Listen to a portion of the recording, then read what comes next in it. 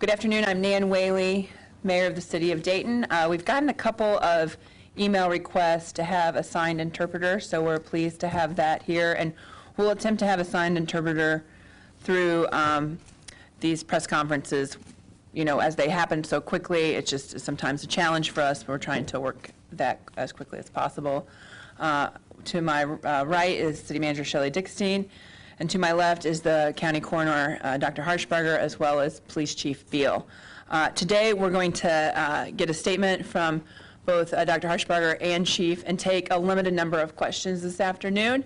And so without further ado, I'm going to turn it over to Dr. Harshbarger, who I certainly appreciate his quick work of this effort. I know he's expedited an awful lot and been working a lot so we could get answers as quickly as possible for the citizens of Dayton and those victims and families. Dr. Harshbarger. Appreciate that. Thank you. Good afternoon. First and foremost, I'd like to express on behalf of my entire office staff our sincere condolences to the loved ones and assure them we are available to help answer any questions or assist in any possible way. I also want to add a thank you to my staff who worked so diligently, supported the Family Assistance Center, and continued to develop case information, particularly in conjunction with the Miami Valley Regional Crime Laboratory. Finally, I cannot say enough about the support the families receive from the Victim Witness Division within the Prosecutor's Office and directed by Sandy Hunt. My plan today is to give some additional updated information as it relates to the injuries sustained during the examinations I conducted.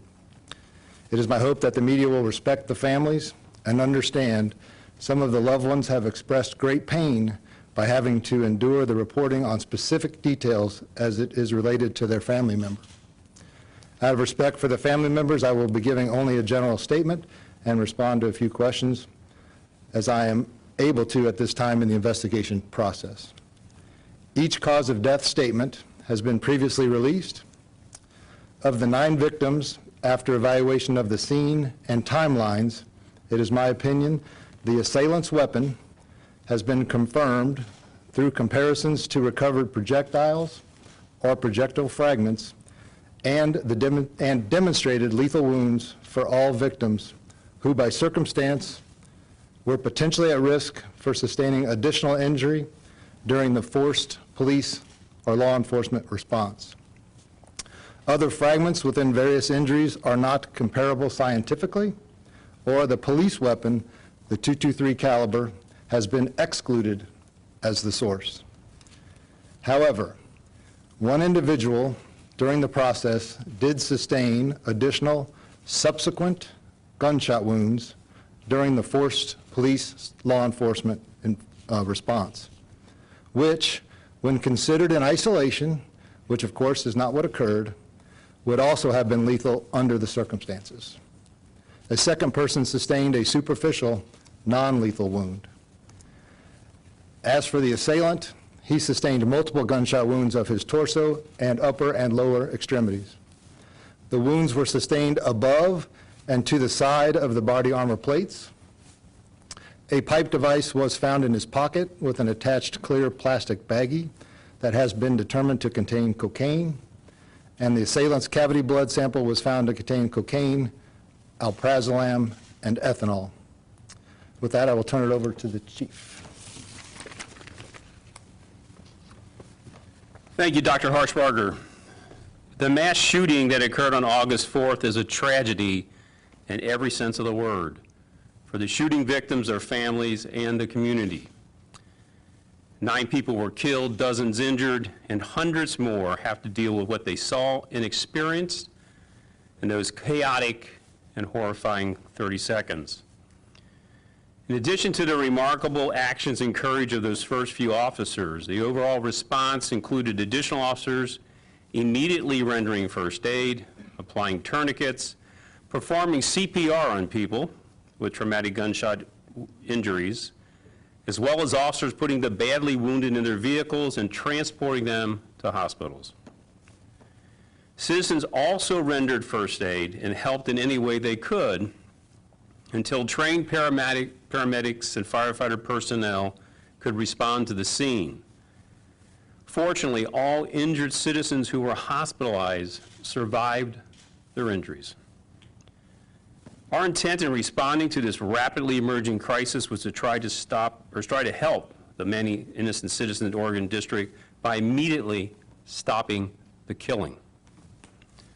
This incident involved an intense firefight that is rarely seen other than in combat and in active shooter incidents. The officers were confronted with a moving shooter wearing body armor, actively executing victims with an AR-15 type weapon and high-capacity magazines, as you well know.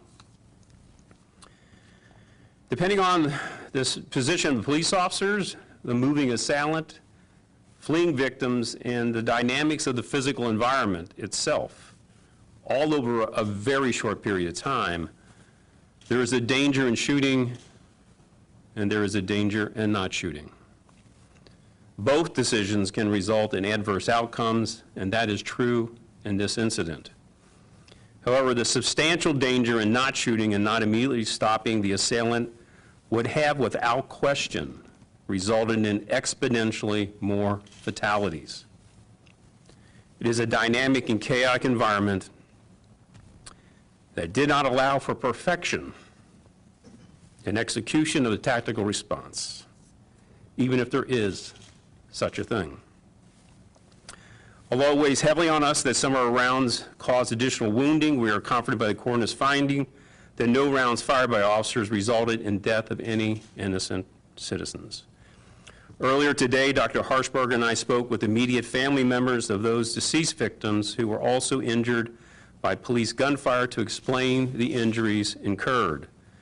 I express my deepest condolences for their loss and profound regret for any actions taken by members of the Dayton Police Department resulted in any harm to their loved ones.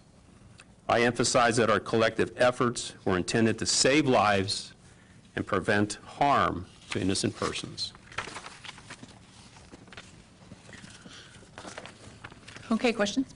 So to clarify, you said that police did shoot one of the victims, but you have determined it was not a fatal shot, is that correct?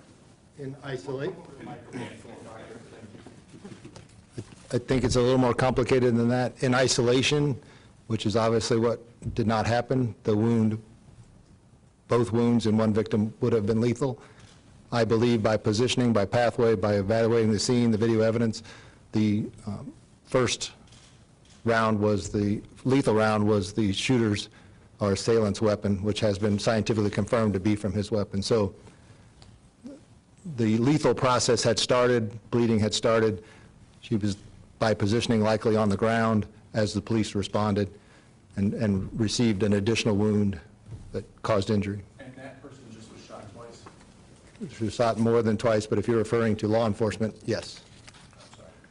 She has more gunshot wounds than two. Two are law enforcement related. And one is from the shooter, One lethal round is from the shooter. There are multiple other wounds. and 2 lethal rounds from office. Yes. Which person was it? I'm not going to say. The second person that was shot, I'm not sure, what was that wound? Superficial soft tissue. Was that the only wound in that victim? Yes. No, well, many wounds, obviously, from the assailant. There are other lethal wounds caused by the assailant. There is one law enforcement wound that is superficial soft tissue. In the second victim? Correct. How many hospitalized victims received gunshot wounds from law enforcement? I'm unaware of that. So, of I don't have any jurisdiction over the hospitalized individuals. So if anyone else can respond. I can handle it. There was only a very small fragment of projectile recovered, as I understand it today. Not today recovered, but basically information based on we received today.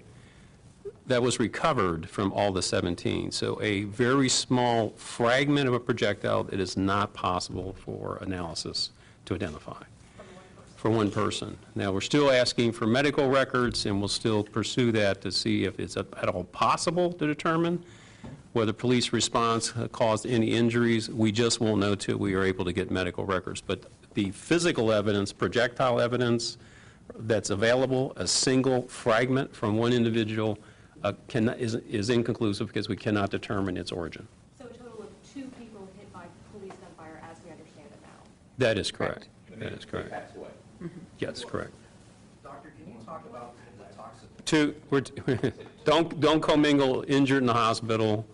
That was our conversation, so. The 17, none of those are fatal. None can be confirmed to receive injuries from police at this point. Single fragment projectile unable to be determined its source. That's the only evidence we have at this time. So let's don't get this confused, folks. And Chief, will you go over one more time? There were 2 people hit by officers, by... I want to let Dr. Harshberger, I mean, this is his investigation, All right, okay? that's fine. Dr. Harshberger, one more time, if you go, there were 2 people you found to have been hit by bullets fired by Dayton police officers. One of those 2 died, so only one, and that one that died... No. Both died. Both died? One, Okay, but one, you believe... One has was hit by injuries. a lethal round from a Dayton police officer, even though that process had already begun when they'd been struck by a lethal round from Connor Betts. That's correct. Okay. Doctor, can you talk about the toxicology report? Can you give us, you mentioned cocaine, I thought you said ethanol. Alcohol. Oh. That's the drinkable form of alcohol. Yeah. And alprazolam. Well, can you tell us? Xanax is a common brand name. Can you tell us what the levels were of cocaine in the system? And also, can you talk about you mentioned the bulletproof vest. Did that in any way stop any of the bullets, or was it in a position where it didn't do what it was supposed to do? It did stop at least one of a .45 caliber round. And as to the first part, I don't have concentration data available. As I said, I mentioned it was a cavity blood sample, which means we're taking it from blood within the cavities that are not in a vascular space, so the concentrations are relatively meaningless. It's mostly a qualification, just that it's there. How many total shots for the shooter? In the shooter, I don't have a complete number. There are 52 wounds in the assailant, gunshot wounds. Is there any evidence that Connor Betts... Then I mean 52 wounds, gunshot referring to entrance and exit potentials. So So it could be 26. it could be 26 plus Or less. or less, right? Could be re-entry. At least I believe it's at least 24, might be 26. Did you find any signs on Connor Betts, the shooter, that he had a history of drug use, like anything in the toxicology report? Well, he had drugs in his toxicology report. Any signs in his body that might be... No. Dr. Harshberger, can you talk about the pipe that was found on him? You described, I mean, I don't understand exactly how that would have worked. It was sort of a kind of common vernacular, be sort of a one-hit, sort of straw-like device with a plastic baggie affixed to the end with rubber band, and the cocaine is in the plastic bag. Powdered cocaine. I don't know the answer to that. It looked more crystalline to me, but it has to be powder if he's inhaling it. Yeah, I didn't do the exam, the laboratory did. Chief, can you explain why it took 26 rounds, 52? You know, was it the drugs in the system that allowed him to stay alive while this was happening? Can you explain why that number, part of that number to put him down? Do you have any idea? I mean, the training is to use force to the extent until the threat is ended, and that's when the threat ended. So I could tell you that if you've seen the video, even if the individual goes down initially, there's 2 efforts for him to get back on his feet. He is still armed. He still has substantial firepower within his possession. And until he is separated from that firepower, or otherwise a non-threat, a lethal force is warranted. So there's no specific number that there's a requirement, or it's just based on the circumstances and that person's persistence to not submit and to not surrender, to not cease what is obviously violent and aggressive behavior. Best explanation I can give you. So we don't know the number of bullet wounds. We don't know the total number of shots fired. Is that right? Or do we know the total? No, I believe we gave out everything we knew at the initial press conference. I don't think anything is changed in that regard. That'll certainly be a part of our final investigation. But the first is looking at empty shell casings. understanding this scene, cars driving through it, people running through it, shell casing is going to go a far distance. We take shell casings and compare to officers' magazines with the assumption they were fully loaded, and that it's a mathematics. How many rounds did we find? How many were they missing, and does that match? So what we gave out initially is the number of shell casings we found. I don't think we have any more information to update that number. It's going to be fairly close to what was given that first day. Could any of the 9 victims survived if they'd received, first aid and treatment earlier? I think that's probably a better question for the trauma services people, not in my opinion. The wounds that I observed would have, resulted in rapid bleeding, and under the circumstances would be lethal. We can create hypotheticals that aren't real, and had it occurred next to an operating room, perhaps, but under real life scenario that occurred, these wounds were not survivable. We understand Connor Bett's sister was able to talk once she was hit. Where was she hit, front, back? I'm not going to go into specifics, but many of the wounds, when someone is shot, the typical cause of death is blood loss. So there's no reason why consciousness can't be maintained for a period of time. We're going to do one last question from the Inquirer. Dr. Harshberger, the 2 people who were shot first by Connor Betts that determined by you and then shot by the police, can you talk about... I'm sorry, 2 people that were shot first is determined by me? Determined by your office. I don't have an order, so I don't know the question. I'm asking if you can tell us what the placement of the bodies were when they were hit by police gunshots, the 2 people. I'm not going to say that. All right, thank you all. Appreciate it.